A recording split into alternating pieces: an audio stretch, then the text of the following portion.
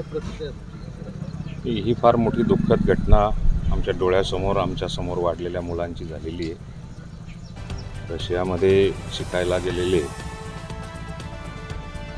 जिया आणि जिशान हे दोघं विद्यार्थी व्होल्कान नदीच्या किनाऱ्यावरती उभे असताना त्या ठिकाणी ही घटना घडलेली। आज फार वाईट वाटतं। एकाच परिवारातले एकाचा मुलगा आणि त्याच्याच बहिणीची मुलगी, आमच्या मित्राच्याच बहिणीची मुलगी त्या ठिकाणी शिकत असताना ही घटना झाली।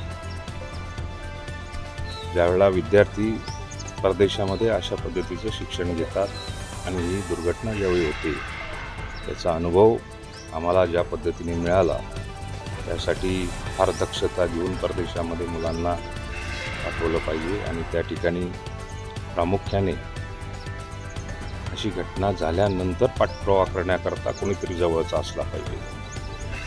आज या डेड बॉडीज भारतापर्यंत पोहोचवण्याकरता अथक परिश्रम घ्यावे लागेल। राज्य सरकारच्या माध्यमातून